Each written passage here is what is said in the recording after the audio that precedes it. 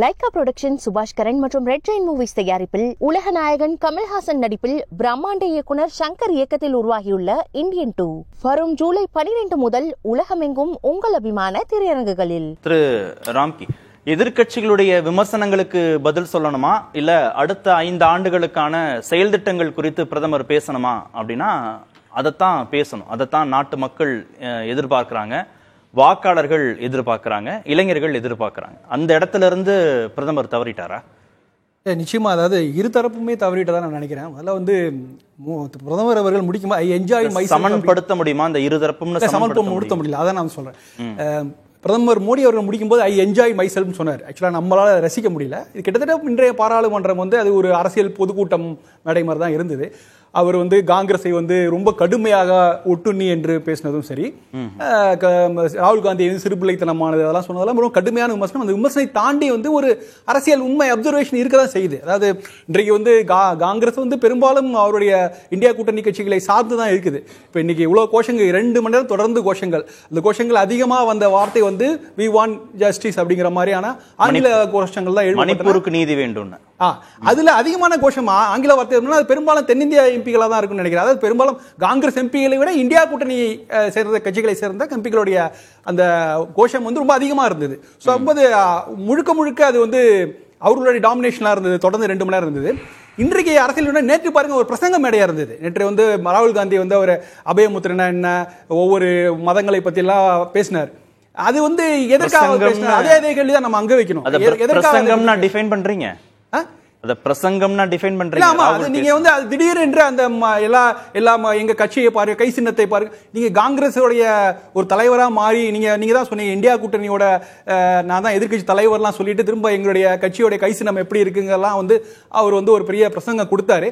அதுல அது சரியான விஷயம் தான். ஆனா அதுல ஒரு சின்ன தவறு போய் அவர் கொஞ்சம் வரம்பு மீறி தான் அவர் சொன்னாரு. மாதிரி இன்னைக்கு இந்துக்களாக தங்களை சொல்லிக் கொள்பவர்கள் அவங்க வெறுப்பு பேச்சுல பேசுறாங்க. அது சபை குறிப்பில் நீக்கப்பட்டது. அது திரும்ப இன்னைக்கு உறுதிப்படுத்துறாரு. இல்ல சபைக்குள் நீக்க கூட திரும்ப வைக்கணும் அப்படிங்கிறாரு. அது கொஞ்சம் அளவுக்கு மீறி அத்துமீறி போனதா தான் நம்ம பார்க்க முடியும். வெறுப்பு பேச்சு பேசலையா பிரதமர்? நேத்து ஆரம்பிச்சு வச்சது யாரு? இல்ல வெறுப்பு பேச்சு பேசினாரா இல்லையா?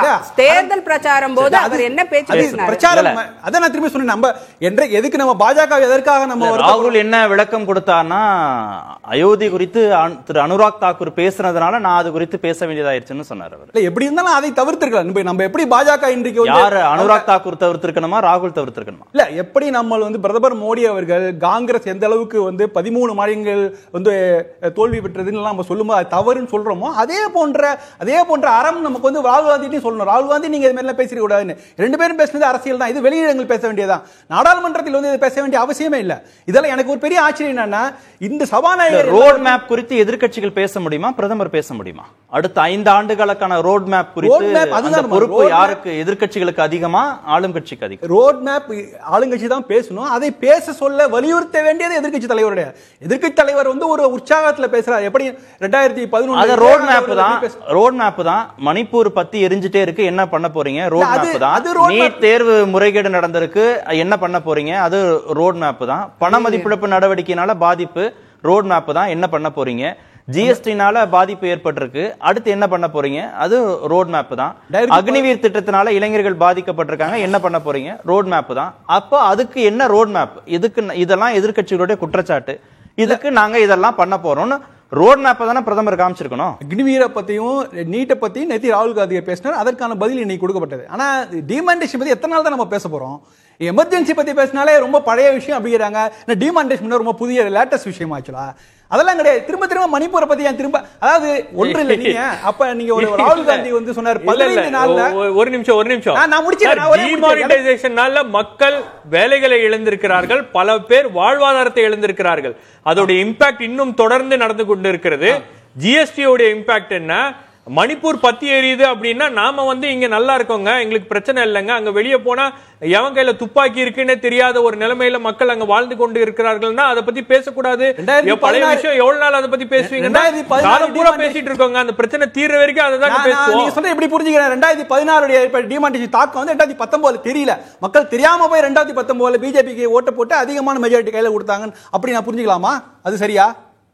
இல்லங்க அது எல்லா விஷயங்களும் பிரச்சனை யாரும் மறுக்கல, எல்லாமே வாக்கு உங்களுக்கு வந்து ஓட்டு கிடைச்சிச்சு நீங்க மீண்டும் ஆட்சியில வந்துட்டீங்க அப்படின்றதே எல்லா தவறுகளையும் நியாயப்படுத்த முடியாதுங்க. இல்ல நீங்க நியாயப்படுத்துறதுக்கு ஓகே மக்கள் ஓட்டு. இப்ப நீங்க சொல்ற வாதத்தை ஏத்துக்கலாம், பிஜேபிக்கு பொருத்திக்கலாம் அப்படின்னா 2019 8% வாங்கின காங்கிரஸ் வந்து இப்ப 29% இந்த தேர்தலை வாங்கிடுச்சு. அதனால எமர்ஜென்சியை 3 மடங்கு கொஞ்சம் மக்கள் மறந்துட்டாங்க. என்னுடைய வாதம் அதை பேசப்படக்கூடாதுன்னு சொல்ல. நான் என்ன சொல்றேன், உங்ககிட்ட ஒரு லிஸ்ட் ஆஃப் இஷ்யூஸ் இருக்கு, அதை நீங்க பிரையாரிட்டைஸ் பண்ணணும். நீங்க என்ன சொல்றீங்க, 15 நாள்ல 10 இஷ்யூ இருக்கு, அதை பத்தி பேச போறேன்னு வந்தாரு. அதுல காட்டு தீலாம் சொன்னாரு, பெட்ரோல் விலை இதெல்லாம் சொன்னாரு. அந்த இஷ்யூல வந்து வேற என்னென்ன வந்திருக்கு, முல்லை பெரியார் வந்துச்சா, எல்லாம் ஏதோ நிறைய இஷ்யூ, 10 இஷ்யூ இல்லைங்க, நிறைய இஷ்யூஸ் இருக்குது. அதுல எது பிரையாரிட்டிஸ் பண்ணணும் இருக்கணும். இன்றைக்கு எதை பத்தி பேசணும், நீட்டை பத்தி பேசணும். நாடு முழுக்க நீட் போராட்டங்கள் இருக்குது. அதுக்கு நீங்க என்ன பண்ணிருக்கணும், அதுக்கு வந்து ராகுல் காந்தி அவர்கள் அவர் சொல்ற மாதிரி இந்தியா கூட்டணிக்கான எதிர்க்கட்சி தலைவராக இருக்கா, அதுக்கு அவர் பிற்பாடா வந்திருக்காரா இல்ல? இன்றைக்கு ராகுல் தாங்க செய்தியாளர் சந்திப்பு வச்சு முதன்னு பேசினது நீட் முறைகேடு பேசினாரு. இன்னைக்கு ஒரு சந்தை முறைகேடு குறித்து ராகுல் காந்தி தாங்க இன்றைக்கு எதிர்க்கட்சி தலைவராக நாடாளுமன்றத்திலையும் பேசினார். நான் எதிர்பார்ப்ப ஒரே சிம்பிளான விஷயம் தான், இன்றைக்கு எதிர்க்கட்சி தலைவர் நாடாளுமன்றத்துக்கு வர்றதுக்கு முன்னாடி இந்தியா கூட்டணி சார்பா ஒரு கூட்டத்தை ஏற்பாடு செய்து அதுல போய் நான் இன்னைக்கு நீட்டை பத்தி பேச போறேன், என்ன நம்ம வந்து ரெமெடி கொடுக்கலாம்னு சொல்லிட்டு வந்து பேசியிருந்தாலும் அது சரியாக முறையாக இருந்திருக்கும். இது பிரதமர் செய்யறார். இன்னைக்கு காலைல வந்து என்டிஏ மீட்டிங் கூட்டணியை போட்டு எல்லா எம்பிகள்கிட்ட பேசிட்டு வந்து அவர் ரெப்ரசென்ட் பண்றார். சோ யாருமே இங்க காங்கிரஸையோ பாஜக ரெப்ரசென்ட் பண்ணல, மோடி அவர்கள் என்டிஏ ரெப்ரசென்ட் பண்றார். நேத்து ராகுல் காந்தி நாடாளுமன்றத்துல நீட் குறித்து பேசலன்னா இன்னைக்கு பிரதமர் ரியாக்ட் பண்ணிருப்பாரா? இல்ல, அவர் நீட் பேச, அது நான் என்ன சொல்றேன்னா, அவர் எப்படி பேசுறது எழுப்புறது இல்ல, குரல் எத்தனையோ பேர் எழுப்ப, தமிழகம் எழுப்பாத குரலா இந்த குரலை ராகுல் காந்தி எடுப்பதனால என்ன? எதிர்க்கட்சிகள் அஜெண்டாவோட வர முடியாதுல்ல. நீட் முறைகேடு நடந்திருக்கு, மாணவர்கள் பாதிக்கப்பட்டிருக்காங்க, பல ஆண்டுகள் கஷ்டப்பட்டு படிக்கக்கூடிய மாணவர்கள் பாதிக்கப்படுறாங்க, ஏதாவது பண்ணுங்கன்னு இல்ல 2 லைன்ல முறைகேடு தான் வைக்க முடியும். அப்படிலாம் செஞ்சு இந்த முறைகேடை தீருங்கன்ற அஜெண்டாவோடய ராகுல் காந்தி வரணும்னு நினைக்கிறேன். அவர் வந்து ஒரு ஒப்பீனியன் தான் கொடுத்தாரு. அவர் வந்து நீட் தேர்வு சிஸ்டம் வந்து மாணவர்களுக்கே நம்பிக்கை இல்லை. நேற்று அவர் பேசுனது என்னன்னா, நீட் தேர்வு பற்றி மாணவர்களுக்கே நம்பிக்கை இல்லை, அது பணக்காரர்களுக்கான தேர்வு என்பது மாணவர்கள் நினைக்கிறாங்க. சோ தகுதி இல்ல மாணவர்களுக்கு கிடைக்கல அப்படின்னு இது வந்து திமுகவுடைய குரல். இதே ஜஸ்ட் பதிவு தான் செய்யறாரு. நாங்க உங்கள்ட்ட அதை எதிர்பார்க்கல. திமுக காங்கிரஸ் எல்லாரும் பிரதிபலிக்கிறாங்க. அது நாங்க 3 வருஷமா கேட்டாச்சு. அது கேட்டாச்சு. நாங்க கேக்குறது தீர்வு. நீங்க என்ன சொல்றீங்க? ஆல்டர்னேட்டிவ் குலாம் நபி ஆசாத் யாரு? நீட் வேணாம் நான் சொல்றேன். இல்ல நான் ஒரு நீட்டுக்கு பதிலா என்ன மாத்து இருக்கு? ராம்கி டிஃபைன் பண்ணுங்களேன். எப்படி இருந்திருந்தா நல்லா இருக்கும் ராகுலோட ஸ்பீச்? ஏன்னா நீங்க பிரதமர் ஸ்பீச் வந்து ரியாக்ஷன்ங்கிற இடத்துக்கு நகர்றீங்க, அப்படிதானே?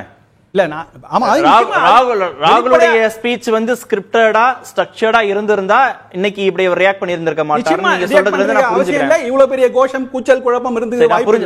புரிஞ்சுக்கிறேன். எப்படி ஸ்கிரிப்டடா ஸ்ட்ரக்சர்டா ராகுலோட ஸ்பீச் இருந்தா நல்லா இருக்கும் நீங்க நினைக்கிறீங்க? அவர் ஆரம்பிக்கும் போதே, அதாவது நீங்க வந்து ஒரு தற்காலிக சபாநாயகரை தேர்ந்தெடுப்பதிலே ஒரு சர்ச்சை வருது. தற்காலிக சபாநாயகர் ஒரு கெஸ்டருங்க, அது ஆளுங்கட்சி, அது 2 நாளுக்கான சபாநாயகர், அவங்களுக்கான வாய்ப்பு தான் அது.